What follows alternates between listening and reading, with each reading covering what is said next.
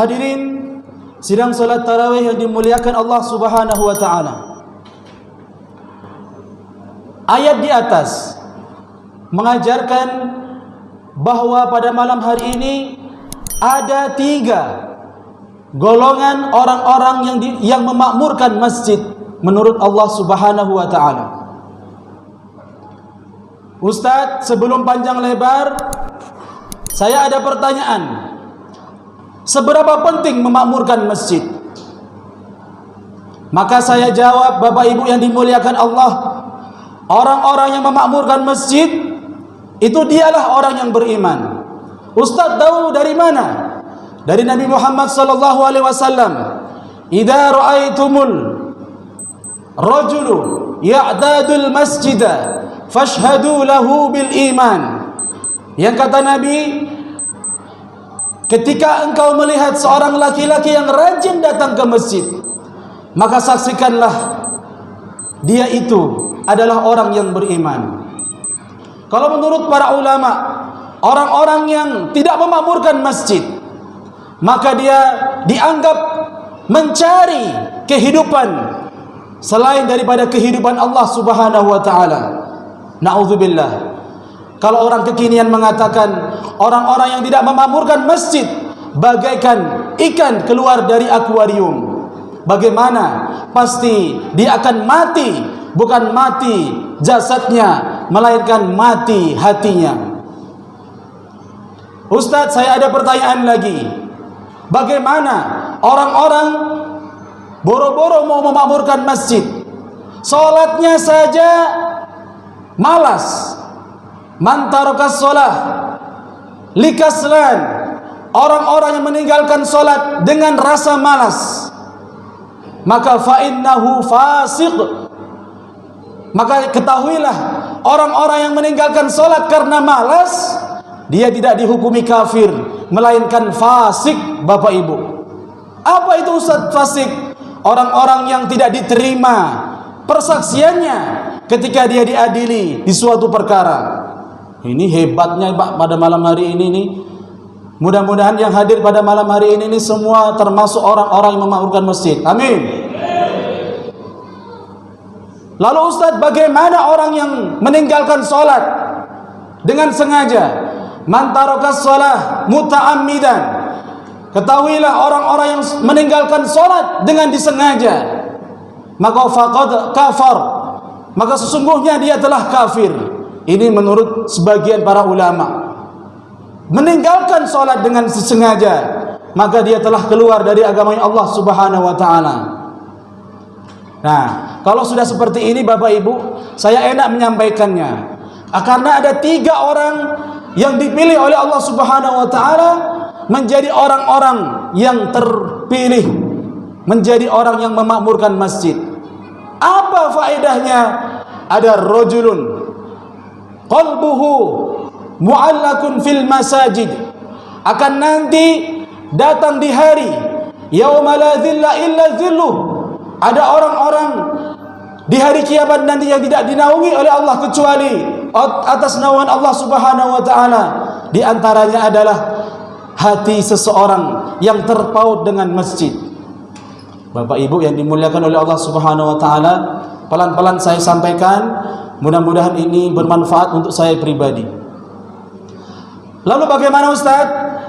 Orang-orang yang memakmurkan masjid itu ngajak orang sholat saja susah Ustaz. Betul gak Bapak Ibu? Masjid kita ini makin ramai atau makin sepi? Makin ramai, alhamdulillah. Saya teringat kalimat Buya Hamka. Apa kata beliau?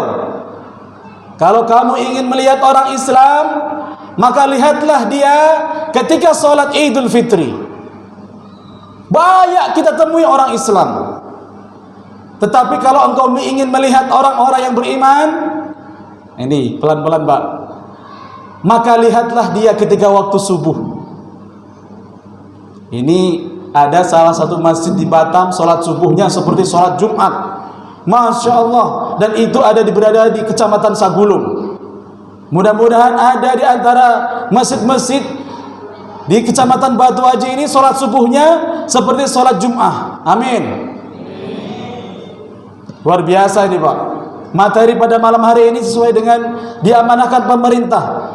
3 orang yang memakmurkan masjid menurut Allah Subhanahu wa taala. 1.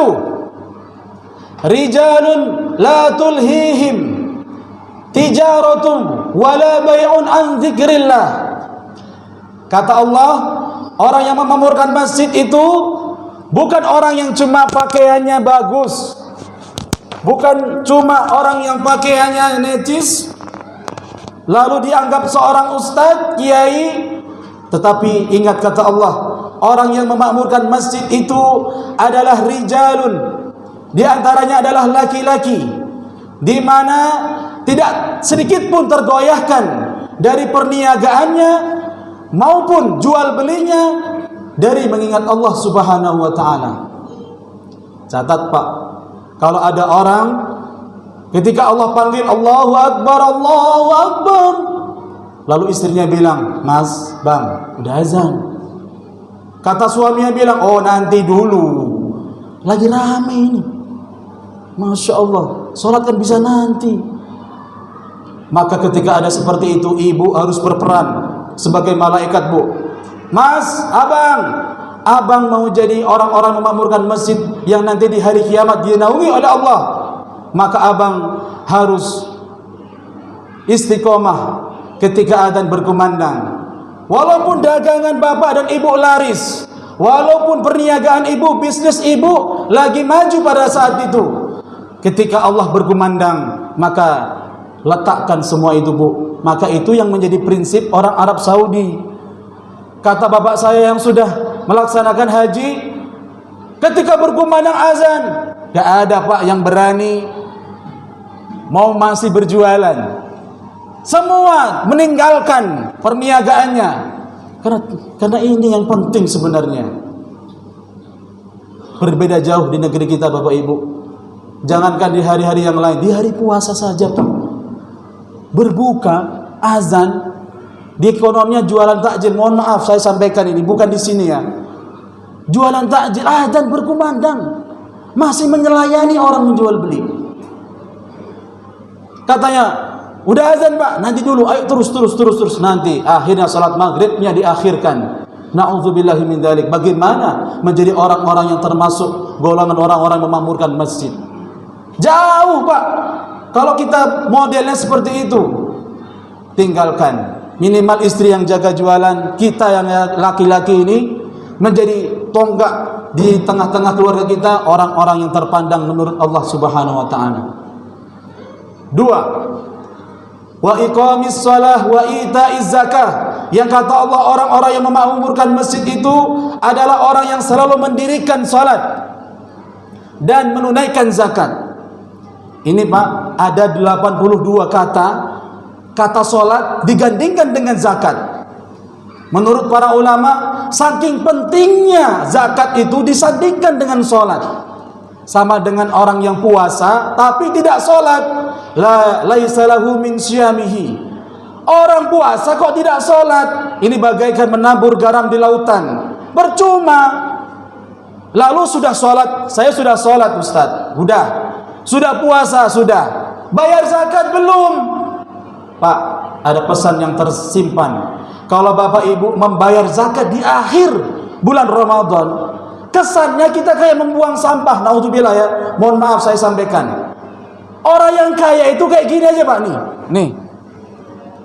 Itu kalau bayarnya di akhir. Bagaimana? Lan tanalul birra hatta tunfiqu mimma tuhibbun. Engkau tidak akan memperoleh kebahagiaan kalau engkau berinfak kecuali atas apa yang kau cintai itu. Lo membayar zakat ini harus dikondisikan dengan baik Pak, bukan asal-asalan. Bang, malam keberapa ini Bang? 29 deh. Duh, kita belum zakat. Oh, cepat. Terkesan kita lalai atas perintah oleh Allah Subhanahu wa taala. Padahal ada waktu-waktu zakat itu ada di awal, ada di tengah, dan ada yang di akhir. Pun bukan di akhir sangat. Ini akan merepotkan panitia zakat. Betul Bapak Ibu? Kayak gini Pak. Jadi maksudnya gimana Ustaz? Orang-orang yang memakmurkan masjid itu di antara zakat sedekah, infaknya jalan sesuai dengan apa yang dikerjakan, yaitu sholatnya. Ada orang sholat kok pelit, berarti ada masalah dalam sholatnya, Pak. Ada orang zakat, kok bisa, Pak, zakat terus tapi tidak sholat? Mungkin jarang ditemui. Tapi kalau orang sholat, orangnya bayar, jarang bayar zakat itu banyak. Makanya ketika diperintahkan sholat itu adalah sebenarnya kita mengatur hubungan kita dengan Allah, Bapak Ibu. Terus wa ita'iz zakah, setelah kamu dekat dengan Allah, kamu harus menjalin hubungan dengan horizontal, dengan manusia sekitarmu. Nah, ini yang harus kita pahami bersama. Yang ketiga, Bapak Ibu yang dimuliakan Allah Subhanahu wa taala, orang-orang yang memakmurkan masjid itu yakhafuna yauman tataqallabu fihi al-qulubu wal absar. Dia itu hatinya selalu takut ketika oleh Allah Subhanahu wa taala terbayang di hari nanti, di hari pembalasan, hati dan matanya tergoncang karena sangat dahsyatnya pada hari itu. Maka Bapak Ibu yang dimuliakan oleh Allah Subhanahu wa taala, bisa kami tarik kesimpulan untuk mempersingkat ceramah pada malam hari ini bahwa kita tidak bisa jauh-jauh dari masjid, Pak.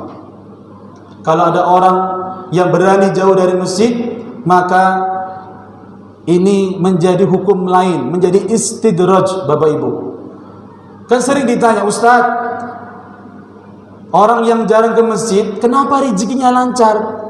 Sementara saya rajin ke masjid, kok gini-gini aja, Ustaz? Maka ibu jangan heran. Orang itu ada yang namanya istidraj. Diulur-ulur sama Allah. Diberikan semua kemudahan di dunia. Tetapi orang istidraj itu tidak akan sedikit pun mendapatkan kenikmatan di akhirat. Karena dia sudah melalaikan, menjauh dari masjidnya Allah Subhanahu wa taala. Lantas bagaimana dengan orang-orang yang beriman yang rajin ke masjid, Ustaz? Maka ibu perlu sama-sama kita ketahui, orang-orang yang beriman itu sengaja oleh Allah Subhanahu wa taala ditahan sesuai dengan kebutuhannya, sesuai dengan kecukupannya, karena akan ada kehidupan selanjutnya.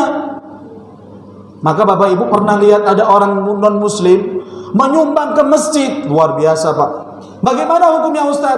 Ada orang non muslim menyumbang pembangunan masjid. Maka Ibu dan Bapak terima saja. Apakah dia mendapatkan pahala?